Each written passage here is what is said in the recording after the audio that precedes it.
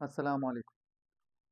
که یو مریض کلینیک ته راغی او تاسو د هغه نه هسټري واخیسته او په هسټري کې تاسو ته دغه معلومات ونه شول چې آیا د مریض ته وایرل انفیکشن شوی دی او که بکټیریل انفیکشن شوی دی، نو تاسو د هغه سی بی سی ریپورټ وکړئ د یو سټینډرډ لیبارټرۍ نه.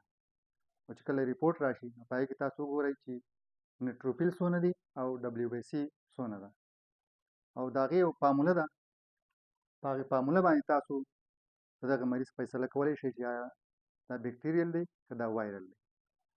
فارموله دا ده دبلیو بی سی ضرب نیوټروفیل ډیوایډ بای 100. فرض که د یو مریض دبلیو بی سی راغله 12000 چې د دې نارمل رینج چې دی هغه 4000 نه واخله د 11000 پورې دی. دا 12000 دی، لږ زیات دی، خو موږ په دې باندې ډیسایډ نه کوو، په دې به فیصله نه کوو. دلته ورسره نیوټروفیل بیا 50 دی، لکه دا په نارمل حالات کې دی، او بیا به تقسیم کوي دا په 100 باندې.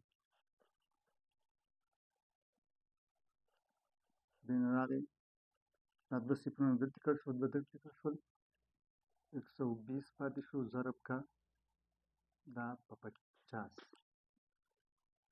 equal to 6000 د دې نه راغی. نو دلته که چېرته دا 1400 نه کم راشي، ANC خبره کوم، Absolute Neutrophil Count کومه چې فارموله ده، که 1400 نه کم راشي دې کاونټ، نو دا به وایرل انفیکشن وي. او که چېرته دا 6900 نه زیات راشي، نو دا به ستاسو سره وي بکټیریل انفیکشن. اوس د دې مریض چې دی 6000 راغلی، دا په نارمل حالات کې دی، بالکل نارمل دی، نه وایرل دی نه بکټیریل دی. دلته خو ډبلیو بی سی 12000 خو وه، خو موږ په دې باندې ډیسایډ نه کوو، موږ به په ANC باندې فیصله کوو چې آیا دا بکټیریل دی او که دا وایرل دی، او بیا به دغه فیصله کوو چې دغه مریض ته انټي بایوټیک پکار دی که نه دی پکار.